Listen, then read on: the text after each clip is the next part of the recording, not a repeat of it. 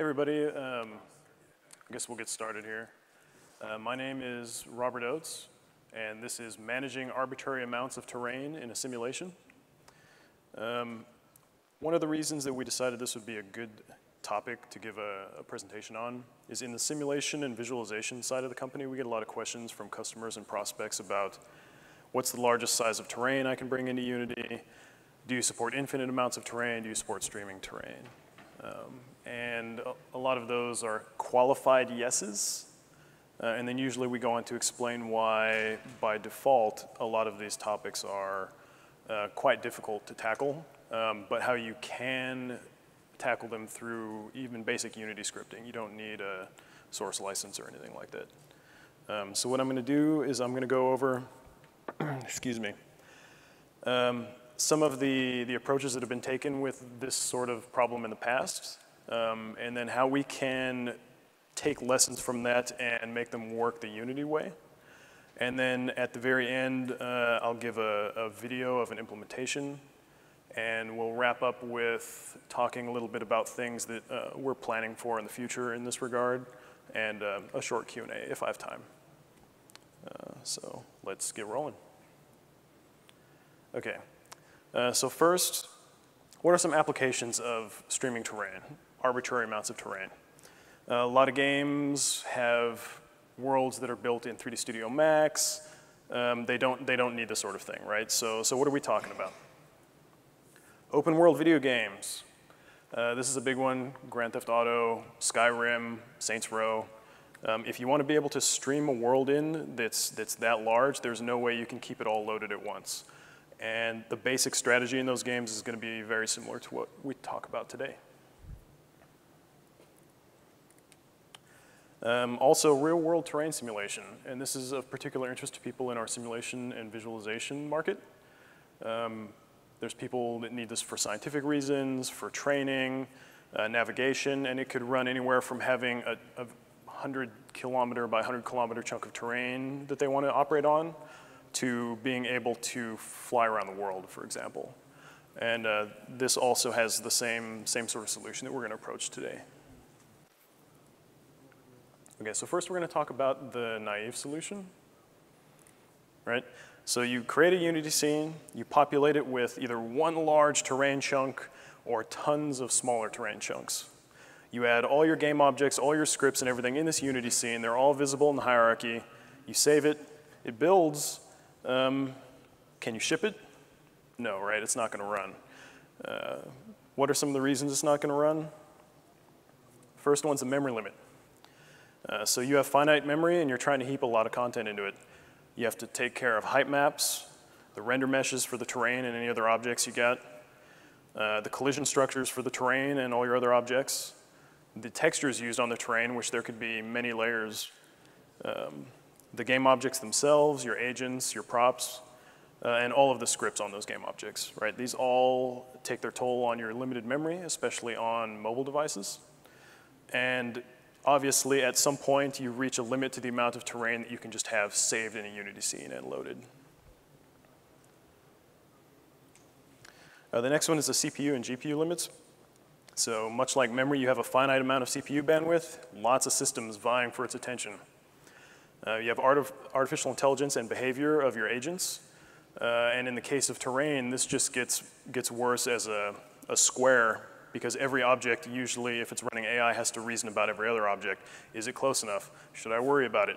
As your terrain size increases, the amount of objects that every entity needs to worry about increases as a square. You have to deal with terrain object collision every frame. You have to deal with object-to-object collision every frame for every object that's loaded. Running animations potentially on everything that's loaded, hugely expensive. Of course, any other scripts that you have running, doing fancy things, and culling and rendering all of that terrain also. So you can see that you can easily eat up the bandwidth in your CPU and GPU as you expand more and more terrain in the scene. So this one gets tricky, and a lot of people run into it and they don't quite understand what's happening. So you also run into numerical precision limits. Transforms in Unity and basically every game engine out there is IEEE 754 float.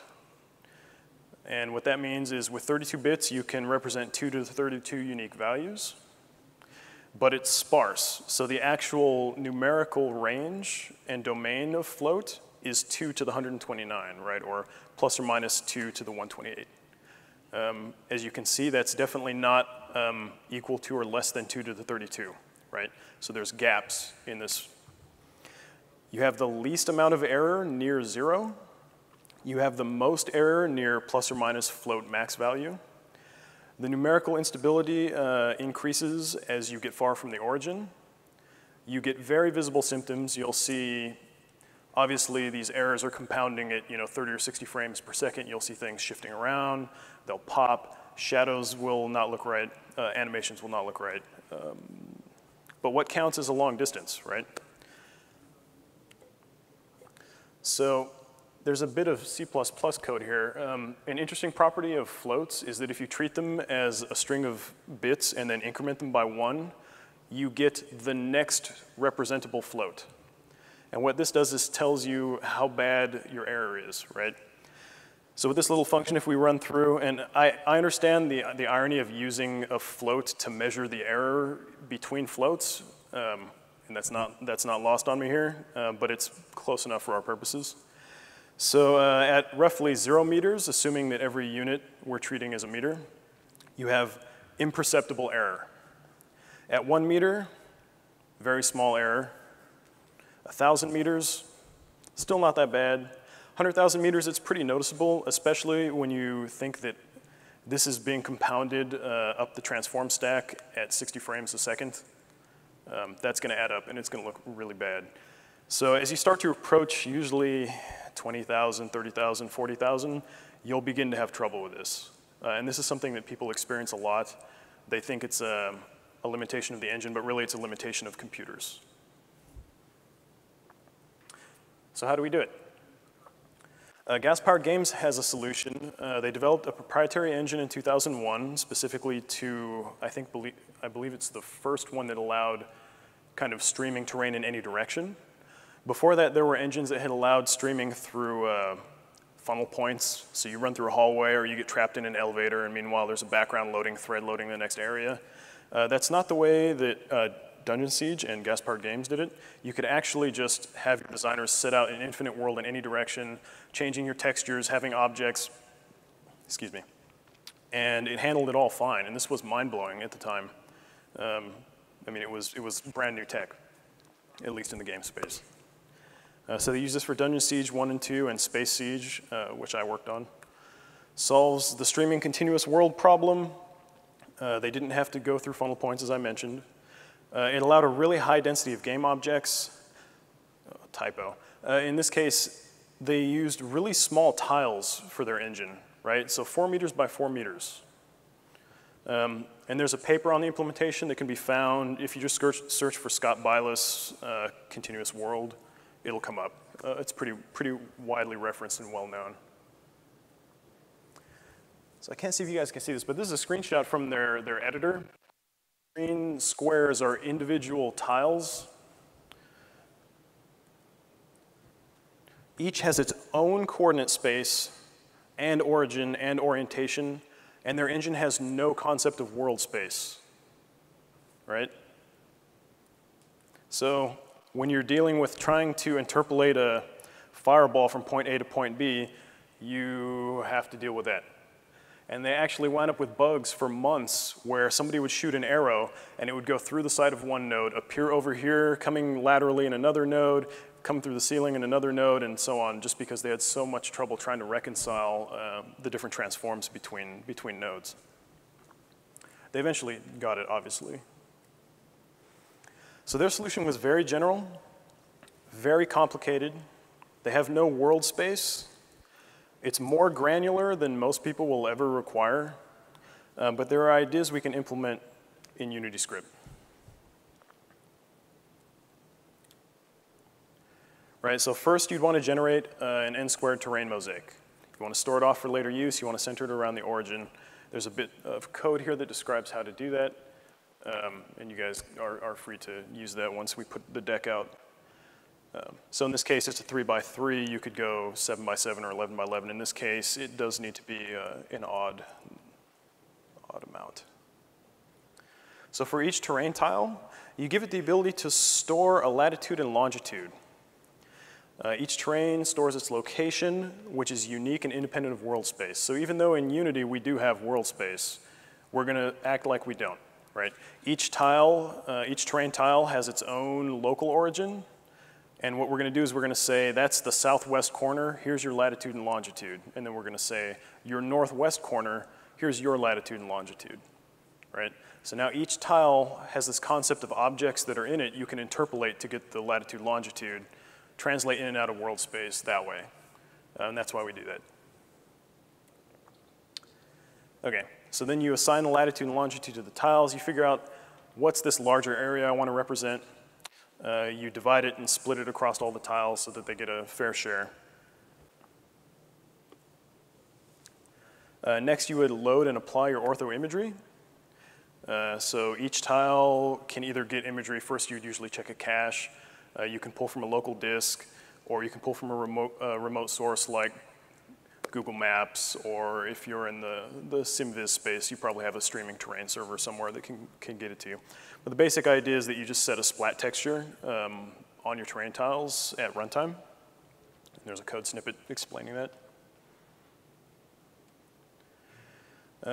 And once we move the tiles, which I'll get to a bit later, you need to clear out the ortho imagery, and here's the code snippet for that.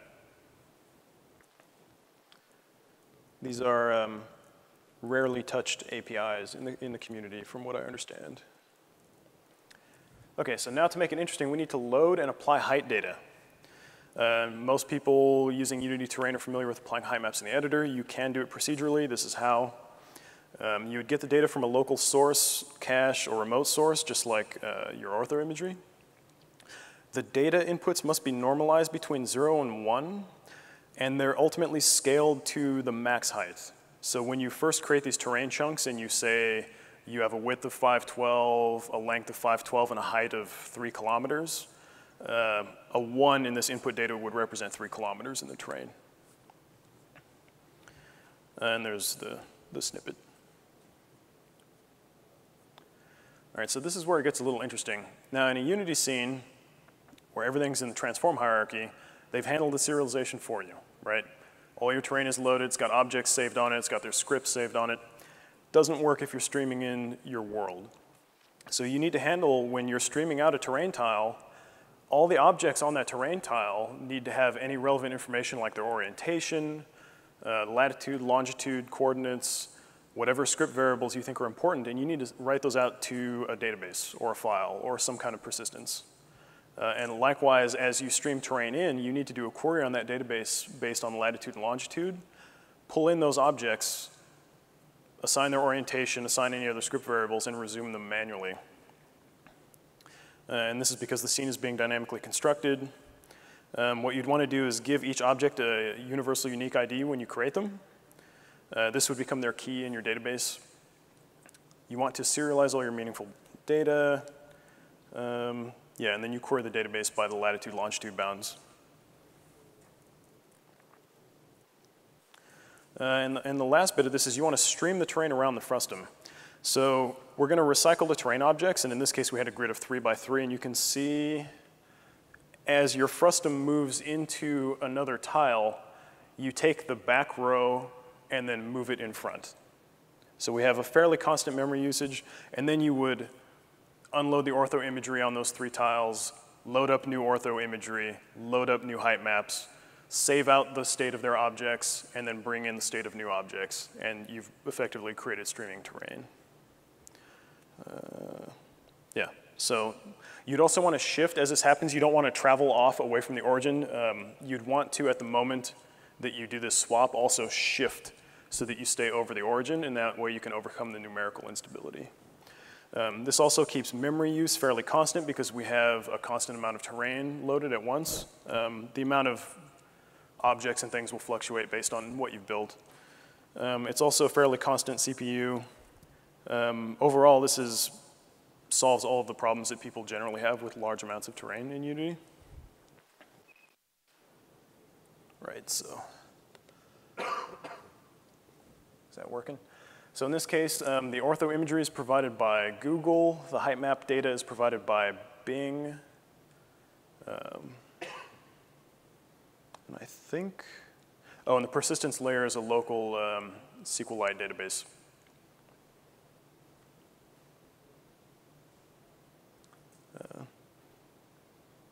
So in scene view, you can see those lines between the tiles.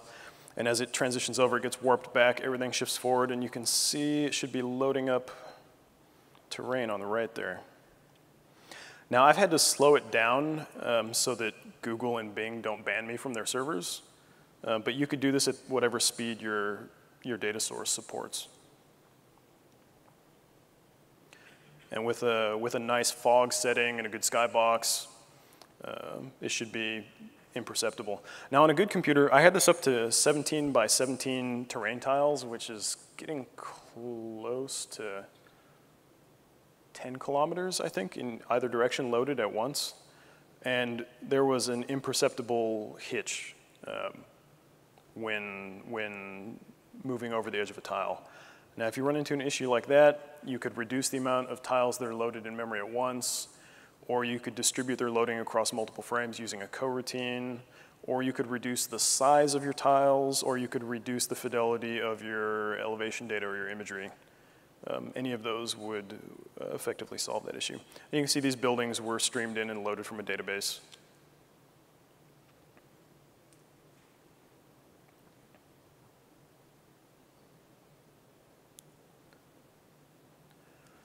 And I think that's it. So some of the stuff that we're planning in this regard is to make it easier for people to bring in real-world terrain data. So in the future, you'll be able to say, instead of have to deal with a 2D array of normalized floats, you'll be able to say, I want to load this DTED data or this SDTS data from any government source, and it'll pop right in. And then even further down the road, we have other plans for this sort of stuff, but it's still too early to talk about it, really. Yeah, so that's what I got. Anybody have questions? We have time? Plenty? Q&A? Yes, sir. We tried to do something along these lines and ran into a little bit of an issue with performance of modifying the terrain data at runtime. Yeah. Did you find anything there? So modifying the terrain data, Especially the splats. yeah. Yeah, anything dealing with textures in Unity obviously will cause a frame to lock until it's complete. In that case, you'd have to split your terrain into smaller chunks and your imagery into smaller chunks. And I know that's not the answer you're hoping for, but until we get textures streaming to the GPU properly, which I think is coming in the future, this is going to be a limitation for all sorts of stuff, not just this. Yes, sir. For the terrain, or how do you mean? Level of details feature. If I want that, if I go closer, I get a high resolution. If I go the level of detail. So Unity's inbuilt terrain system already has a level of detail system. I don't have a sample handy, but if you switch to wireframe mode, you can see the terrain off in the distance is using less triangles and that sort of stuff. For the objects themselves, like the buildings and the airplane and trees and all that, you would add a level of detail component to it and whatever meshes you needed. And so I have to implement it myself? no, we have a level of detail component, but you need to build the meshes. And you'd have to say at this distance, use this mesh or that mesh.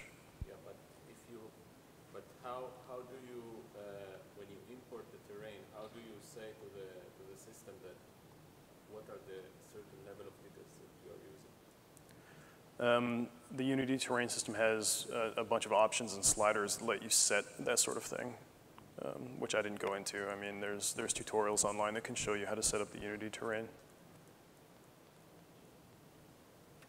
In the back?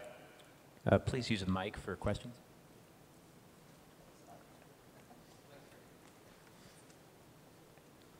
Hey, thanks. So one of the biggest problems we had when we were trying to construct something like this is, I believe, under the hood, the LOD on the terrain system uses the angle of view as part of the component for how it's calculated, which is great.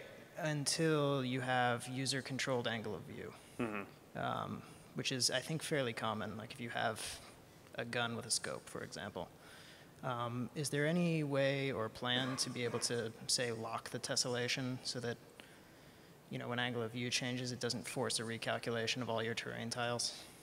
I'm not personally aware of any work happening in that area, but I'm not a full-time engineer at Unity. I'm a field engineer. So it's possible something like that is going on. I know some people have used trig to kind of reverse the calculation on that and make it based on distance instead of anything else. But beyond that, I don't know. Yeah, okay, cool. Yeah. Thanks. How's it going? Hi, my name is Dmitry. Thanks for the talk. Really interesting. I'm working on a GIS terrain generation project, and basically, the limitation that I've hit right now is actually memory. So my question is, would you have some? Could you give me an idea about some practical limits on the number of and detail of the terrain tiles that you can have at the same time in the scene? What I found out is that you need to do some additional culling if you want to push that limit. And I just want to get your opinion on that. Yeah, I wish I could help you out there. I mean, that stuff is always highly hardware specific. It's going to wind up depending on the resolution of your height map, the resolution of your splat maps, the settings that you created the terrain with, and it's just too many variables to really nail down. In this case, with a solution like the one that I showed, if I were running into memory issues, I would just keep fewer tiles loaded in memory at once. I found out textures to be the most consumers of memory. Any practical advice there? Is there any way you could get away with lower quality textures? No? That would bring the quality down. Yeah, I understand. Unfortunately, I don't have any further advice in that area, really.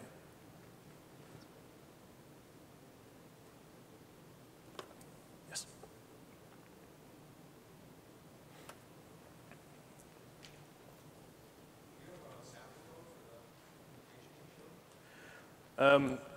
We might be releasing sample code for this later. Yeah, the snippets in the slide deck will obviously be available, but the implementation itself we may be releasing. Say again. If we are going to release it, it would be sooner rather than later. Yeah. Yes, sir. I'm curious about community, you know, getting mailing lists and things going. Are you guys working on any of that? You know, I'm sure a lot of us have questions on algorithms. You know, are people doing wavelet compression? How are they transferring topo information? Stuff that you guys can't answer. So is there any way that you can think of to get a community going that's maybe managed, administrated by Unity? I'm going to let my boss take that one. Julian, great to see you. So we would love to have more community specifically around terrain and GIS conversation. Unity already has some great community resources for this. However, we are primarily game developers. We've really done a lot internally to think systematically about it. But some of the wants and needs and common user problems, you know, we need input from GIS and DEM experts in order to figure out what can be done already in object code, what are things that the community has resources for, what are things that can be posted to the asset store and commonly referred to. You know, we try and solve the problems intelligently that we can that are at the source code level and can be done behind doors, but as much feedback as we can and knowledge that we can generate that's provided by the community, that's going to help us develop a better product and ultimately get answers faster to other subject matter experts about the current state and limitations of our implementation.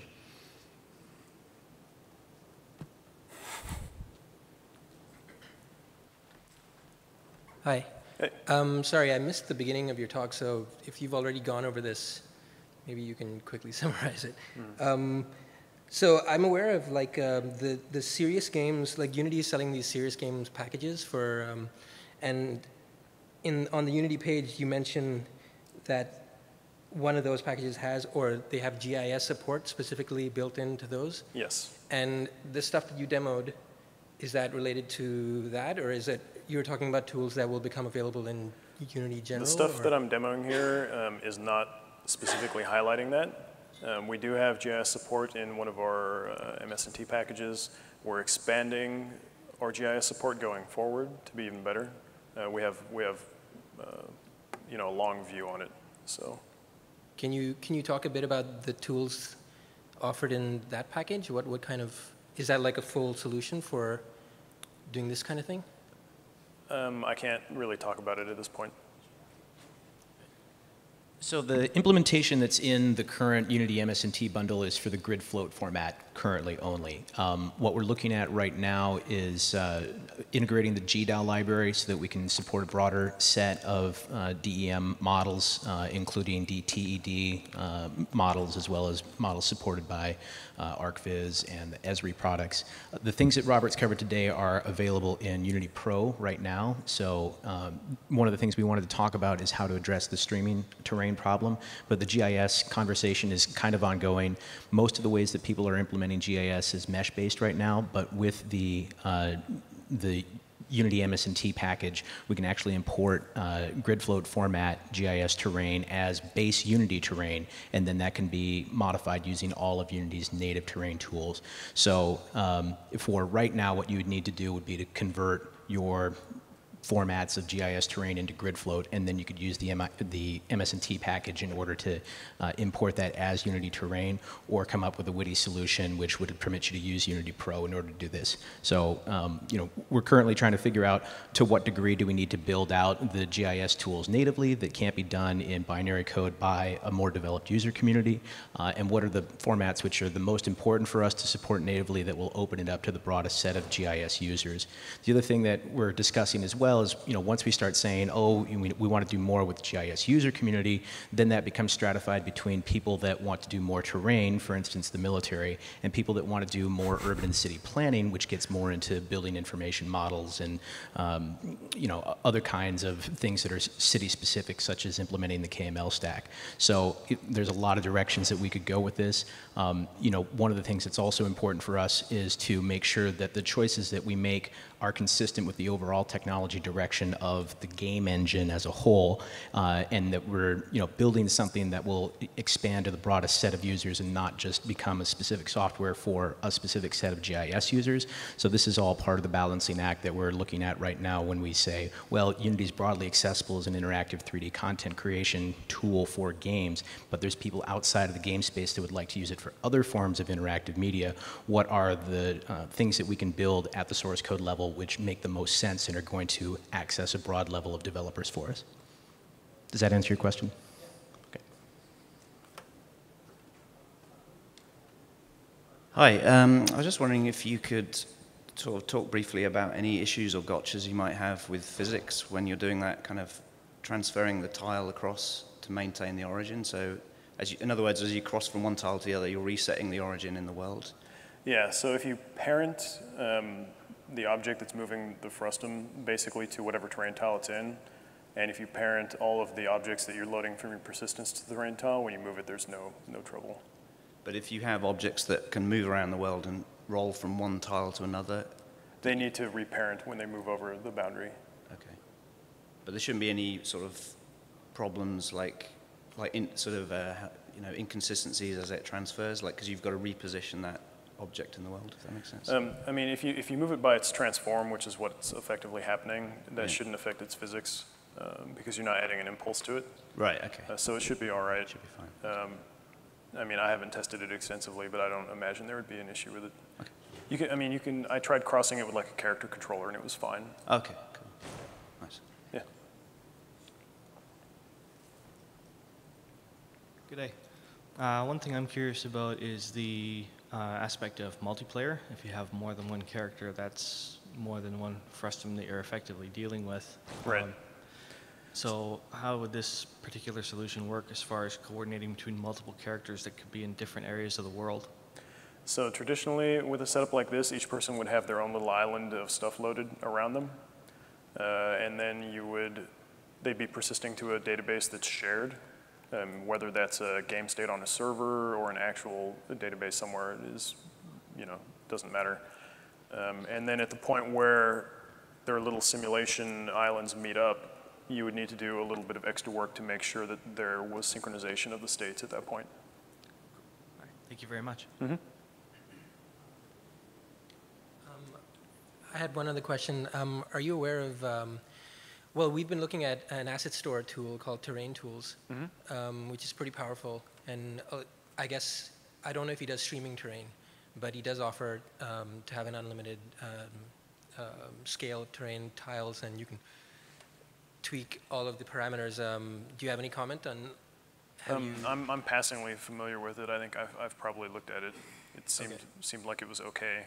I don't think it does infinite terrain because they're going to run into the numerical precision problems just like everybody else if they don't do streaming.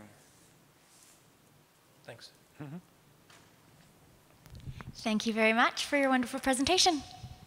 Thank you for having me.